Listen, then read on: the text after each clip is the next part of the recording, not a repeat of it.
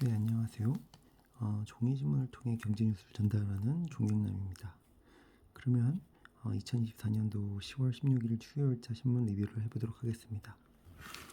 첫 번째는 다 떠나도 싱싱 차이나는 KU 기업이라고 하는데요. 기업들이 이제 중국 엑소더스 와중에도 현지화 전략을 통한 승부수를 통해서 성공을 거두고 있는 기업이 있다고 합니다. 네, 그 기업들은 어떤 기업들이냐면은 HL 만두, 오리온, 코스맥스 등이 이제 꼽히고, 이들 기업은 성장률이 이제 2자릿수 이상 성장을 합니다. 이들 기업이 성공할 수 있었던 이유는 과거에는 이제 값싼 노동력만 활용해 제품을 만들었던 것과 달리 기술력을 앞세워서 현지 고객의 수요를 충족시킴으로써 중국 시장을 공략했다는 공통점이 있다고 합니다. 앞으로 이제 그런 HL 만두, 코스맥스 오리온의 주가 향방도 지켜보시면 재밌을 것 같습니다. 다음은 이제 인텔에 관련된 내용인데요. 인텔과 관련된 내용은 추후에 다시 자세히 한번 말씀드리도록 하겠습니다. 다음 뉴스로 가겠습니다. 그 다음은 비만약 위고비에 대한 내용입니다. 위고비가 우리나라에 이제 출시됐다고 해요. 비만약을 어디서 만들었냐고 하면은 그 노브노디스크 덴마크 제작사에서 만들었고, 그리고 가격은 월 4회 기준 70만 원 이상이라고 합니다. 그 다음에 효과는 식욕을 억제해줘서 평균 14.9% 체중 감량 효과가 있다고 합니다. 근데 이제 고도 비만이나 질환이 있어야 처방을 가능하고, 식약처는 신중한 처방을 당부했다고 합니다. 이것은 약간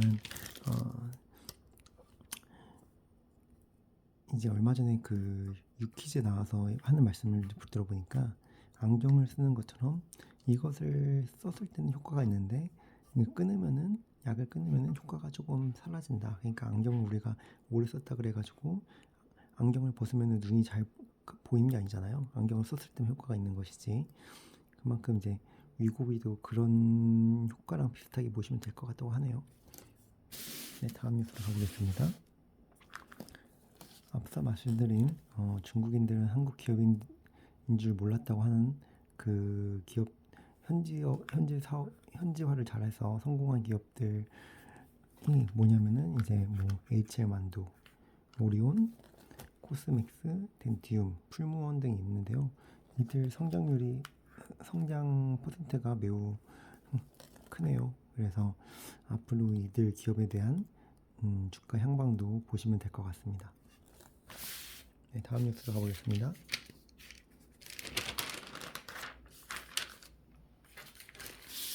다음 뉴스는 이제 인텔에 대한 내용인데요. 인텔은 최근 AI 그런 시장에서 조금 많이 뒤처진 감이 있는데, 인텔은 원가 절감만 하고 TSMC는 기술 CEO가 37년을 지휘하면서 그 차이가 좀 두드러졌다고 합니다. 이 보시면은 TSMC와 인텔의 매출은 그 TSMC는 계속 증가하는데 인텔은 계속 감소하고 있네요. 그 인텔 같은 경우는 재무에 의존한 CEO들을 이제 주로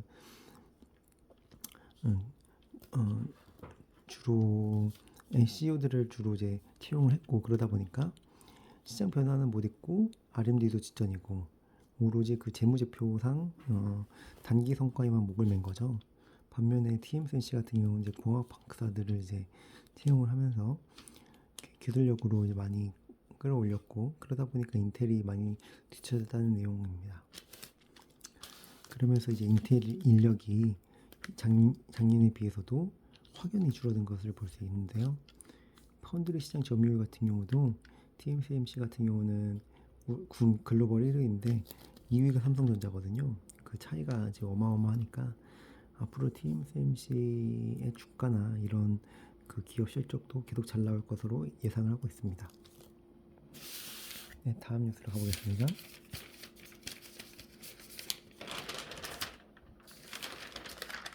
다음 뉴스는 그 엔비디아와 관련된 내용입니다. 엔비디아 그 바이든이 중국에 이제 AI 칩 수출을 제한한다고 이제 고려를 하고 있다고 하는데요. 최종 목표는 중국의 수출 차단이다 보니까 엔비디아의 그 매출에 얼마나 영향이 있을지 그 미국 정책을 좀 유의하시면서 보시면 될 것 같습니다. 다음은 미국 금리 인하가 과연 내년에 될 것인지에 대한 내용인데요.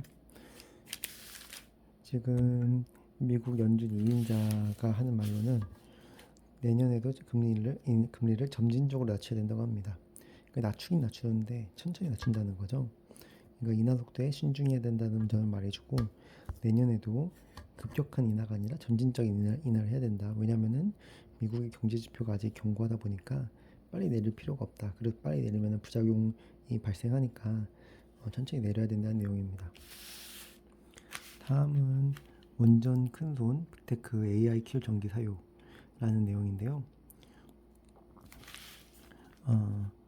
소형 모듈 원전 SMR 스타트업인 이제 카이로스 파워와 구글은 이제 계약을 맺었다고 하고, 아마존은 텔런 에너지 서비스, 그리고 마이크로소프트는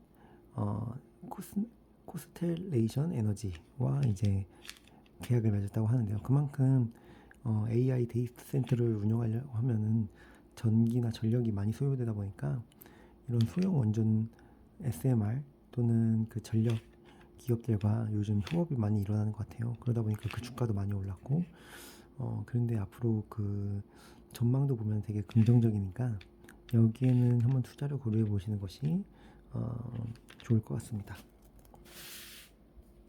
다음 뉴스로 가겠습니다. 다음 뉴스는 이제 하나 시스템즈에 대한 내용입니다. 하나가 요즘에 그 방산주로서 주가가 많이 올랐는데, 최근에 또 K9A2, 그러니까 포탄 자동 공급하는 그 장비 자주포로 미국, 캐나다 진출을 노리고 있다고 합니다.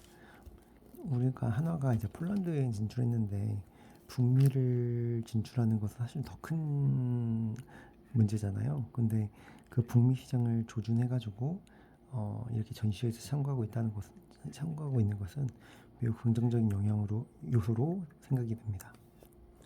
다음은 LG 에너지 솔루션 내용인데요. 미국 포드에 100만 대분 배터리를 이제 공급을 했고, 100만 대분 이제 배터리를 이제 공급할 거고, 벤츠에 이어 포드까지 이제 수주를 하다 보니까 엔솔 같은 경우는 앞으로 이제 실적이 많이 개선이 되면서 주가 향방도 조금 긍정적으로 전망을 할 수 있을 것 같습니다. 근데 실제 그 캐즘을 극복할 수 있는지 없는지는 조금 더 지켜봐야 되겠지만요. 네, 다음 뉴스 가보겠습니다.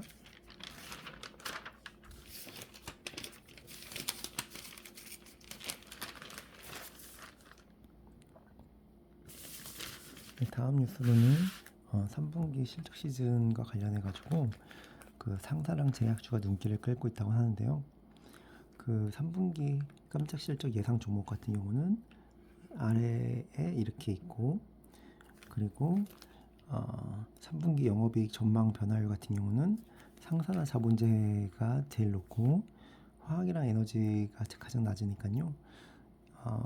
이번에 그 자산군 관련해 가지고 한번 본인이 어떤 주식을 갖고 있는지 한번 점검해 보시는 기회를 삼으시면 될 것 같습니다. 그리고 최근에 그 삼성전자가 많이 빠진 게 외국인들이 많이 매도를 해서 그렇잖아요. 그래서 보시면은 삼성전자 지분이, 삼성전자 같은 경우는 마이너스 2.6%, 두산마켓은 마이너스 5.4%인데, 반면에 하나 에어로스페이스, 현대 로템은 지분이 많이 올라갔습니다. 그만큼 이제 외국인들도 국내 방산주를 매우 좋게 보고 있다는 의미거든요. 근데 요즘 많이 올랐다 보니까 추격 매수는 조심스럽게 하시는 것을 제안드립니다.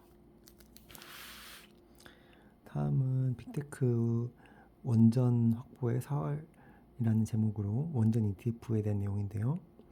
원전 ETF 상승률을 보시면은 라이스 글로벌 원자력 같은 경우는 61%, 하나로 원자력은 58%, 에이스 원자력 같은 경우는 47% 올랐다고 합니다. 이 중에서 라이스 글로벌 원자력은 국내와 글로벌 기업에 고루 투자하는 기업이고 ETF고, 하나로랑 에이스 같은 경우는 국내 기업에만 투자하고 있다고 합니다. 그래서 그 구성 종목을 잘 확인하셔가지고 관련 ETF에 투자해 보시는 것도 좋으실 것 같습니다. 네, 다음 뉴스로 가겠습니다.